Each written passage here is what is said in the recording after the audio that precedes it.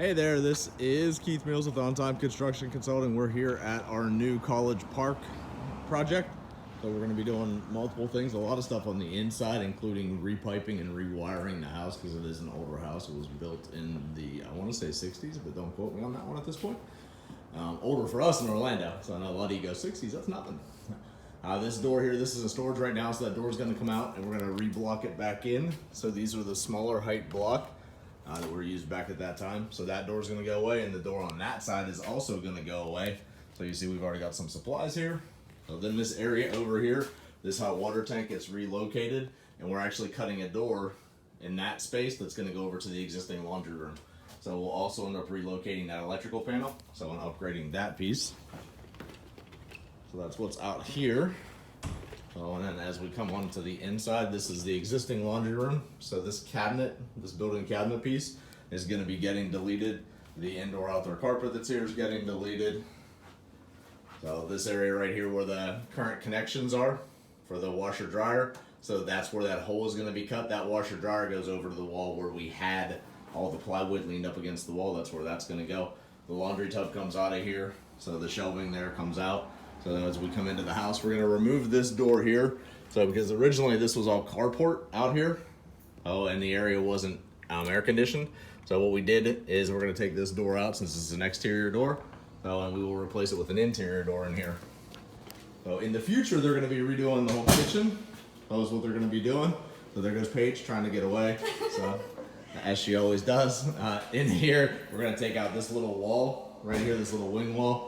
And as we walk into what is a dining area, so this space here we want to go ahead and open up. So essentially what we're going to do, is we're going to go ahead and cut a bigger opening in here because this is a non-load bearing wall, means it holds no downforced weight, so there's no weight sitting on it.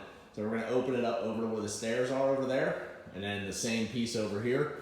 Now we're going to open it up the same thing, so we'll still have the same kind of return whenever we're looking in the living room. And that's the important part is, balance is always a good thing. We always talk about that. So it'll be 3 foot 6 inches approximately from that corner over to here is where the wall will end. And we'll do the same thing on this side over here. This opening that's here, we're going to take out the trim. We're going to go ahead and infill that opening is what we're going to go ahead and do. So, and then as you go into here, this is going to turn into an office, but it's going to have a closet. So technically it's a bedroom is what it's called. And we'll put a closet over here, which is where they want that. Since it's going to be technically classified a bedroom, we have to go ahead and put a bigger window in. So it's actually not even necessarily the size wise of it, it's actually the height wise in this case. We have to put an egress window in, which means we've got to go ahead and cut down the block, and the brick that are out in front, and drop that sill height lower so you're able to get in and out. So the other things we're going to be doing, there's a couple things in the bedroom that it's just basically removing tack strip and everything. And we've got an upstairs area that we're going to be redoing the master bath. So as you can see, the team has gone ahead, so both Paige and Lance. So did some covering. These are wood floors underneath it here. And we want to make sure that they stay protected. So wood stairs and wood floors up here. That's why all the ram board's down. And everything's taped down as you can see. It's always important to protect the items that you are keeping. This space here, this is the existing upstairs bathroom. So what that's going to do is we're actually going to infill this opening right here because we're going to make the whole area that runs from down here all the way over to here. So one big master bathroom. This is now going to be the entrance into the bathroom. There's going to be a pocket door, so that goes into this wall right here for closing the bathroom off. And this wall on this side over here in this closet, this wall goes away, so the shelving is going to go away. We'll put new shelving in there. This side on the other closet over here, which is what you see there with the bifold doors.